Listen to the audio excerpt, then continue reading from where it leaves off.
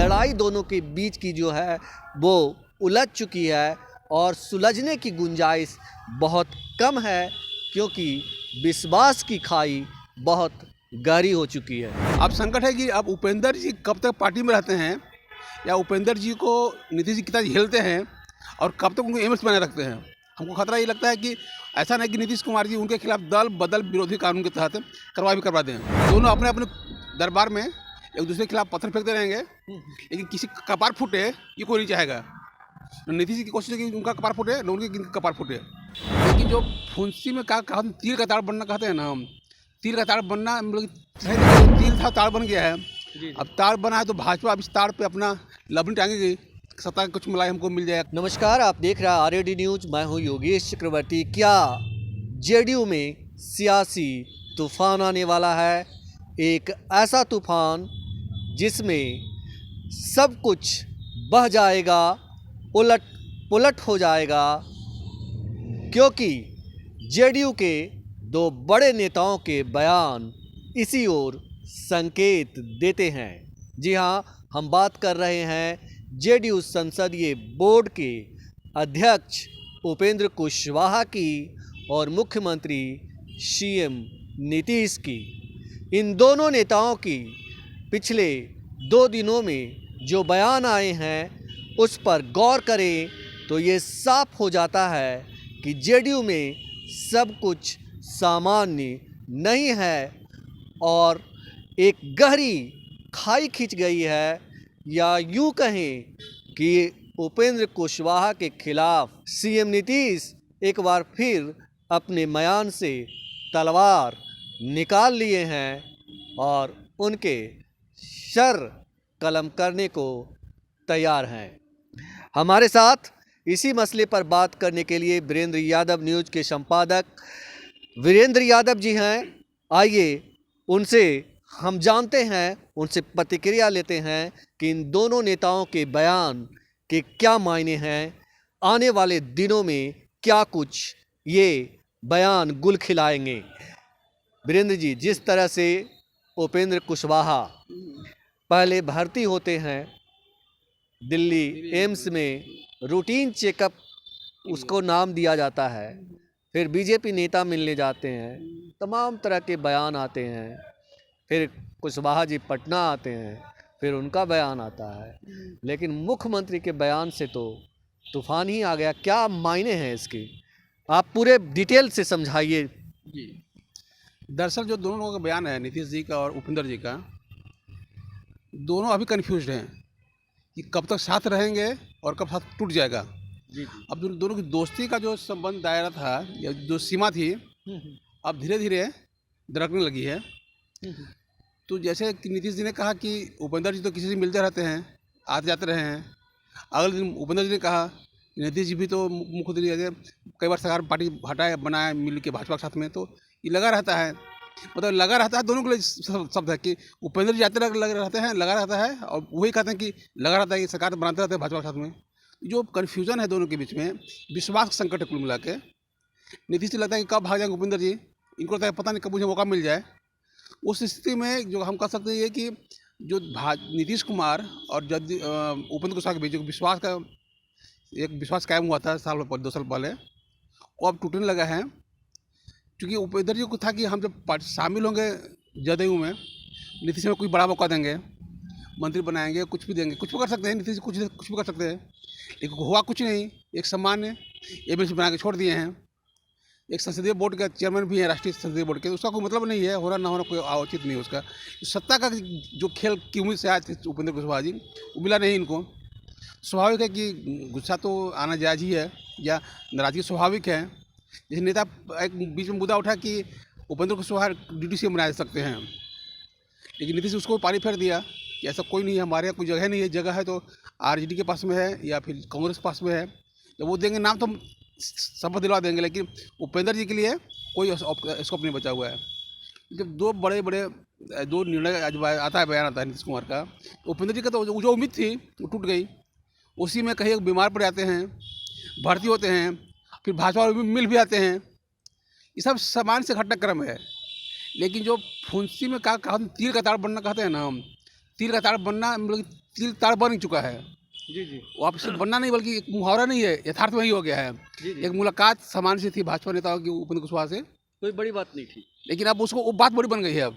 जी जी जी क्योंकि उसको नीतीश का बयान आ गया कि उपेंद्र जी तो आते जाते रहते हैं। जी नहीं, उपेंद्र जी यही कहते हैं कि भाई नीतीश हमसे बड़े नेता तो भाजपा के संपर्क में हैं, जी जी तो हम तो कहीं उस दौर में कहीं नहीं है। तो कहीं ना कहीं जो तिल था ताड़ बन गया है। जी अब ताड़ बना है तो भाजपा अब इस ताड़ पे अपना लबनी टांगेगी। सत्ता का कुछ मलाई हमको मिल जाए, कब मिल जाए, कुछ तो समीकरण गढ़ेगी भाजपा। मतलब जो तिल ताड़ बना है उसमें भाजपा लबनी टांग के कुछ रस निकालना चाहेगी, निकाल भी रही। तिल से कह रहे हैं आप कि तिल से ताड़ बन चुका है और तिल से ताड़ बनाने का काम खुद उपेंद्र कुशवाहा ने अपने नेतृत्व के खिलाफ बयान देकर किया है। नहीं, वो तो बाद में बयान दिए हैं। पहले तो बयान सीएम का आया, जी जी खबर आती है पहले जी, कि भाई खबर छपता अखबारों में कि मिले उपेंद्र कुशवाहा से भाजपा के नेता। छोटी सी घटना थी। ये जो नीतीश का बयान आता है मुख्यमंत्री जी का कि भाई ये उपेंद्र जी तो आते जाते रहते हैं, तो इसके बाद मुद्दा तुल पकड़ लिया। बाकी मुद्दा नहीं था, भाई लोग मिलते रहते हैं, स्वस्थ कोई बीमार कोई नेता मिल जाएगा कहीं स्वास्थ्य। ना कहीं विश्वास, जिस तरह से खबरें आ रही थी लगातार पिछले 2-3 महीनों से कि जो है उपेंद्र कुशवाहा कभी भी बीजेपी में जा सकते हैं। इस तस्वीर ने उसको बल दिया, और नीतीश जी ने उस चिंगारी को माचिस जला दी, माचिस लगा तो दी भभक गई, और हो गया वो। ऊपर से कहीं ना कहीं नीतीश कुमार को लेकर जो उन्होंने छुपे रूप से बयान दिया, उससे भी मामला बिगड़ चुका है। हाँ बिल्कुल, हाँ। अब मैंने दोनों के बीच में गाड़ी खाई हो गई है। खाई तो पहले से भी थी, तो खाई तो पाटा गया था, दरार था, दरार पटी नहीं थी, दरार भी फिर अब चौड़ा होने लगा है। बहुत कितना दिन चलेगा, एक साथ में चलेंगे दोनों लोग, कहना बड़ा मुश्किल है। लेकिन जो नीतीश जी की चरित्र पॉलिटिकल कैरेक्टर रहा है, उनका जो कार्यशैली रही है, कभी अपने दुश्मनों को झेलते नहीं हैं, चाहे कोई भी रहा हो, चाहे उपेंद्र कुशवाहा खुद भी क्यों न रहे हो। 2005 में जब नेता प्रतिपक्ष थे उपेंद्र कुशवाहा जी, बाद में छोड़ा नीतीश जी को उन्होंने, तो बाकायदा उनके घर से सामान फेंका दिया था नीतीश कुमार जी ने, जब 6-7 सत्ता में आए थे। 13 में नीतीश कुमार फिर जाते हैं जदयू में, 9 के आसपास। जी जी फिर 10 में बनते हैं, 2010 में राज्यसभा में जाते हैं। लेकिन 13 में फिर उनकी वहाँ से लोटियाँ खो जाती है। उनके खिलाफ दल बदल विरोधी कार्रवाई हो रही थी कानून के तहत। उससे पहले कुछ कार्रवाई होती, साथ पार्टी लिख देती उपाध्याय ये राज्यसभा सदस्य को, राज्यसभा सभापति को, उससे पहले इस्तीफा दे दिया। फिर अलग हुए, फिर भाजपा के साथ गए, सत्ता में रहे 5 साल, फिर भाजपा से लड़ लिए, फिर उससे भी अलग हो गए, तो 19 में अलग हो गए। और 19 के बाद 19 में भी और 20 में भी दोनों चुनाव बुरी तरह नीतीश उपेंद्र जी हार जाते हैं। अब उस चुनाव में दुर्भाग्य रहा कि उपेंद्र तो हार रहे ही हैं, नीतीश जी भी हारते हैं। नीतीश जी भी 80 से लेकर आ गए 43 में। जी जी जी तो दोनों का जो लवकुश समीकरण था, कुशवाहा कुर्मी का समीकरण, उनके विधायकों की संख्या काफ़ी संख्या में गिर गई। जी जी इनके अपने बहुत सारे विधायक हार गए नीतीश जी के। उपेंद्र जी के पार्टी के 198 उम्मीदवार थे, सब चुनाव हार गए। जी जी तो दोनों भाइयों ने समझौता करने की हाँ। कि भाई हम दोनों साथ रहेंगे तो सत्ता की मलाई सत्ता हम ताकत बोल सकते हैं, लेकिन दही जमने से पहले ही मट्ठा दूध फट गया। जी। क्या लगता है कि जिस तरह से उपेंद्र कुशवाहा कहते हैं कि वो, जैसे नीतीश जी ने कहा, नीतीश जी नहीं मीडिया भी कह रही है कि अब तक 7 बार वो इधर से उधर हो चुके हैं और अगली बार जो एक कदम बढ़ाएंगे तो ये 8वीं बार हो जाएगा। बीजेपी से भी झगड़ा करके आ गए, बीजेपी से तो यहाँ तक कह के आ गए कि भाई ये जो है ओबीसी विरोधी हैं, इनको मंत्रालय मिला हुआ था उसे भी छोड़कर चले आए, कहते कि हम लात मार के आ गए। अब जो सीएम नीतीश के साथ नया समीकरण उनका जो बन रहा है, क्या इन सब चीज़ों को देख के लगता है कि उपेंद्र कुशवाहा ज़रूरत से ज़्यादा महत्वाकांक्षी हैं? ये राजनीति तो भाई खेल महत्वाकांक्षा का ही है।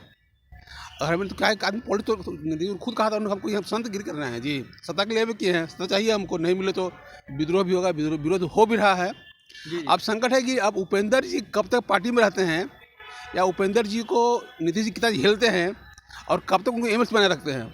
हमको खतरा ये लगता है कि ऐसा नहीं कि नीतीश कुमार जी उनके खिलाफ दल बदल विरोधी कानून के तहत करवा दें, उनकी मेंबरशिप भी हटवा दें। क्योंकि ऐसा कई बार हुआ नीतीश जी के जो भी खिलाफ बोला है, वो पहली बार एक हटाया गया उनको, प्रेम कुमार मांडी जी को, एमएलसी थे वो कुछ नीतीश जी के खिलाफ बोल दिए थे, उन पर दल बदल कानून के तहत कार्रवाई हुई, मेंबरशिप। ऐसे कई लोग थे उसमें, ये भी आपके जो अभी नेता प्रतिपक्ष विधान परिषद में है, समाज चौधरी पहले जदयू में ही थे, उनके खिलाफ उस तरह उनको हटवाया गया था पार्टी से, मतलब विधानसभा से मेंबरशिप खत्म कर दी गई थी। ऐसे कई लोग हैं कि जिसने भी नीतीश जी के खिलाफ आवाज़ उठाई उनकी विधानसभा सदस्यता गई, विधान परिषद सदस्यता गई। मतलब नीतीश कुमार अपने दुश्मनों को किसी भी कीमत पर नहीं बकसते हैं, बकसते नहीं हैं। बकसते नहीं बिल्कुल। जी जी। और उपेंद्र जी जिस दौर पर पहुंच गए हैं, अगर उनके खिलाफ भी कोई कार्रवाई हो पार्टी के स्तर पे, उनकी मेंबरशिप खत्म करने के स्तर पे, तो कोई असर नहीं हो सकता है। हालांकि अभी इसमें कुछ संकेत नहीं मिले हैं, लेकिन जो नीतीश जी की कार्यशैली रही है उसमें बहुत संभव है कि नीतीश जी देर सवेर 6-8 2-4 महीने में उपेंद्र जी के खिलाफ कोई न कोई एक आरोप गढ़ के उनके सदस्यता खत्म करने की रणनीति। लेकिन जिस तरह से उपेंद्र कुशवाहा सीएम नीतीश को प्रधानमंत्री पद के दौड़ में आगे बढ़ा रहे थे, उनके लिए लॉबिंग कर रहे थे, जगह जगह भाषण दे रहे थे, कह रहे थे कि जो हम लोगों से मिल रहे हैं, जा रहे हैं हर क्षेत्र में, और सीएम के विकास गाथा को सुनाकर, तो कहीं ना कहीं जिस तरह से ये जो लव कुश एक हुआ था और एक लोगों में उम्मीद जगी थी, उसको धक्का लगेगा इससे। ये लव कुश एक इसकी बात नहीं है, दो जातियां अलग अलग हैं, नेता अलग अलग हैं, वोट अलग अलग, समीकरण अलग अलग है। तो लव कुश दो दौर में था जबकि कुशवाहा और कुर्मी साथ में पॉलिटिक्स कर रहे थे। अब वो फेज खत्म हो गया है। अब कुशवाहा की राजनीति अलग है, कुर्मी की राजनीति अलग है।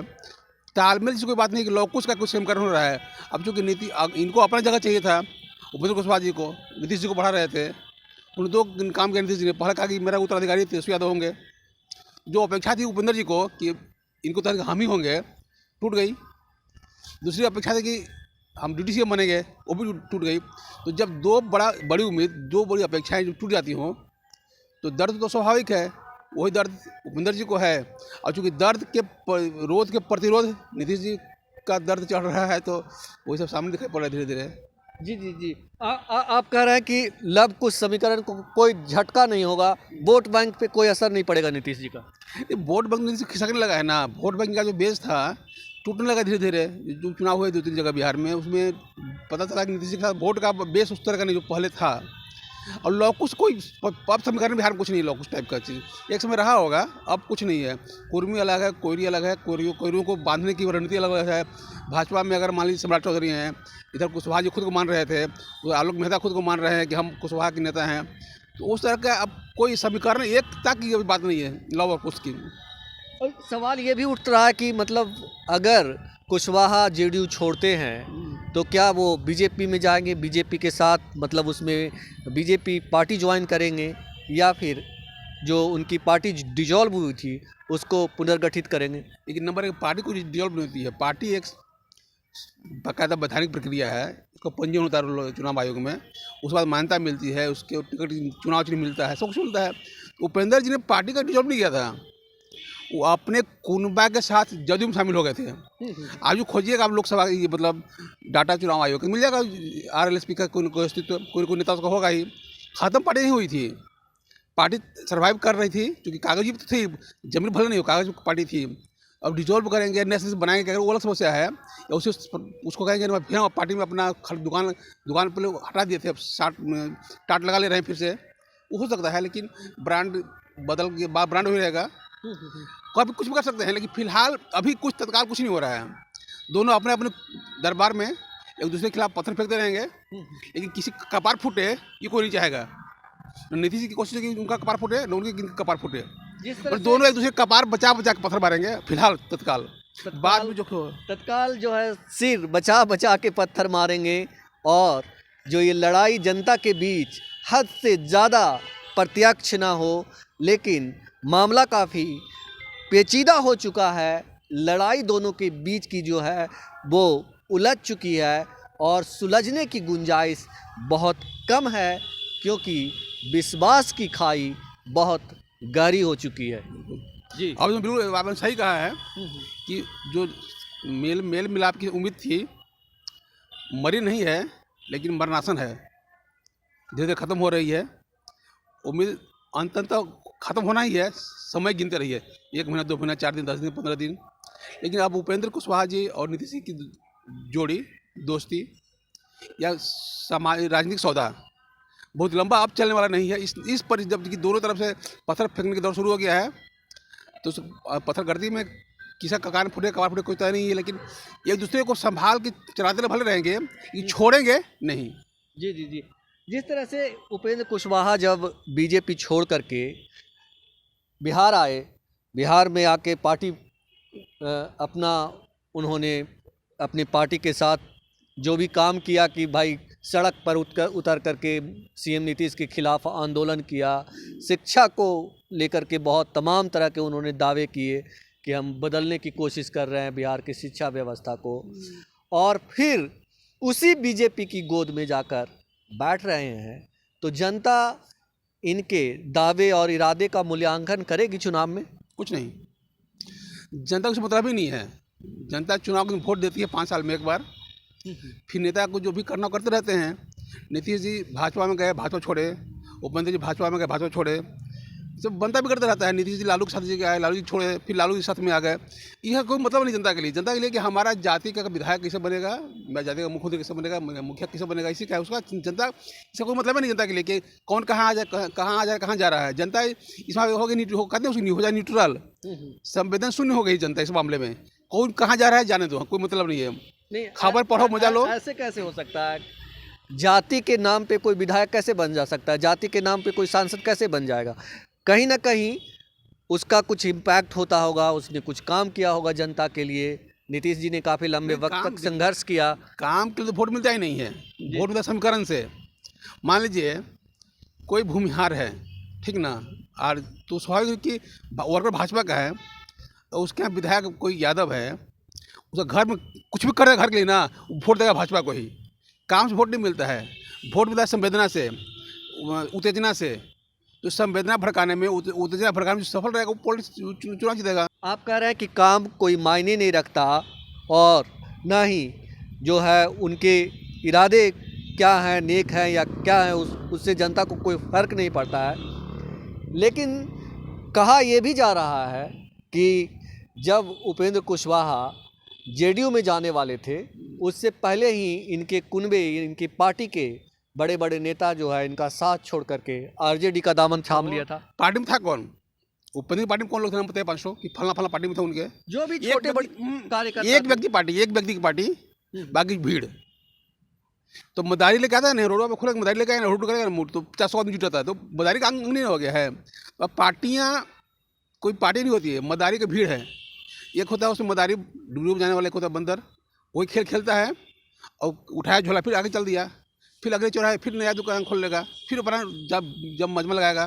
तो पॉलिटिकल पार्टियों का चरित्र ही हो गया है। आप कह रहे हैं कि मदारी का खेल और एक व्यक्ति का पार्टी क्या बीजेपी के लिए जो है फलीभूत होंगे, बीजेपी के लिए फलदायी होंगे उपेंद्र कुशवाहा? जो जहाँ तक मेरी अपनी समझ है, और वहाँ पे दुकानें खोल रही हैं समाज चौधरी भाजपा में कोई दुकान, एक कोई दुकान खुली हुई है, दूसरी कोई दुकान कहाँ पर चल रही है अपने टांगे के दरवाजा पे, वहाँ दुकान खुल चुका है समाज चौधरी का कोई दुकान। तो अब इनके कोई जगह नहीं वहाँ पे, अब ले दे के यहीं रहेंगे, या व्यवस्था में कुछ हो तो कुछ हो सकता है, लेकिन भाजपा बहुत गोद लेके आने वाली। आप क्या कहना चाहते हैं कि व्यवस्था में आदमी जहर खा लेगा?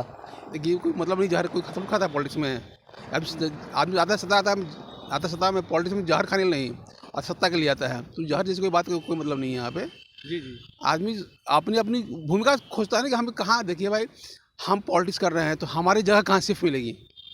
सेफ जगह की तलाश होती है आदमी के लिए, उसमें कोई सेफ मिला भी, किसी को नहीं मिला, किसी को बहुत कुछ मिल गया, वो सब संभावना निर्भर करता है तत्कालीन समीकरण क्या है, तत्कालीन परिस्थिति क्या है, उसमें हमारी क्या उपयोगिता है उस समीकरण में। आप सर ये कह रहे हैं कि फिलहाल जो है उपेंद्र कुशवाहा जो है अपने चाल चलन और चरित्र से डेंजर जोन में पहुंच गए हैं। ना तो उनके लिए बीजेपी में कोई सेफ जोन है, और ना ही जेडीयू में वे विवश हैं, और अगर सुधार नहीं हुआ तो विवश ही रहेंगे फिलहाल वो। हम पहले कहे कि नीतीश कुमार जी विरोधियों को झेलते नहीं हैं, उनमें विरोधियों को झेलने की मतलब ये नहीं है कि झेल लेंगे वो, जितना शरद यादव को झेल भी नहीं किए वो।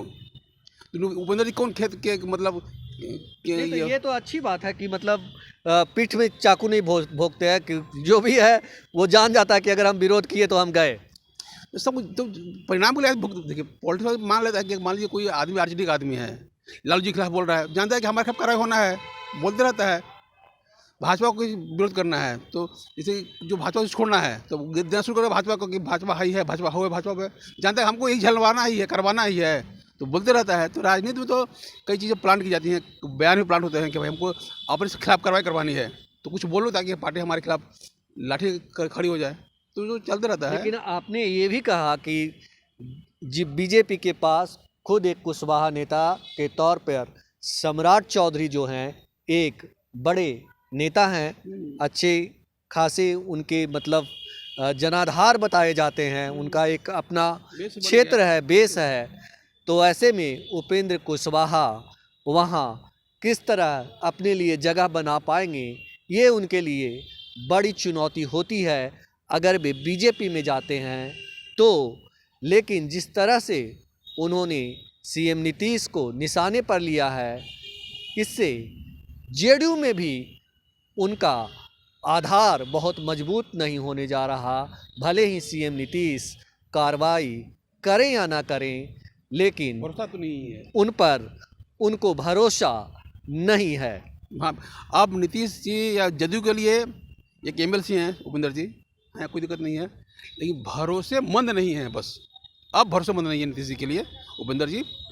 बाद में तो राजनीतिक मजबूरियों में ढूंढना पड़ता है, तो अलग बात है। भरोसेमंद नहीं बचे कम से कम अब इस इन बयानबाजियों के बाद में अब भरोसेमंद नहीं है। तो इस डिस्कशन का जो है कंक्लूजन क्या आप डालना चाहेंगे, क्या कहना चाहेंगे कंक्लूजन के तौर पे? नीतीश कुमार और उपेंद्र कुशवाहा दोनों एक दूसरे की मजबूरी थे, एक दूसरे को ढो रहे थे, लेकिन लगता है कि ये मजबूरी भी अब जो होता है घाव का नासुर बन जाना, वही हो गया है। अब दोनों दूसरे मुक्ति चाहते हैं। मुक्ति का समय और तिथि समय ही बताएगा, परिस्थितियाँ बताएंगी कि क्या होता है, लेकिन बहुत लंबा चलने वाला जोड़ी नहीं है अभी ये मेरे हिसाब से। ये अब दिन भले गिन लीजिए कि 6 महीने, 4 महीने, 2 महीना, 2 दिन, 6 दिन, लेकिन अब भरोसे की जो ज़मीन थी ना ख़त्म हो गई है। भरोसे की ज़मीन खिसक चुकी है, या यूँ कहें कि रिश्तों की जो बर्फ़ जमी थी वो पिघल चुकी है। भले ही धीरे धीरे पिघल रही हो, लेकिन धीरे धीरे पिघलते पिघलते बूंद बूंद पानी बनते बनते ये पूरी तरह से नदी और नाले में तब्दील हो जाएगा और अंततः एक दिन वहीं जाकर मिल जाएगा जिसके बारे में कयास लगाए जा रहे हैं, या यूँ कहें जो नदियों की या बर्फीली नदियों की नियति होती है। योगेश चक्रवर्ती, RED न्यूज़, पटना।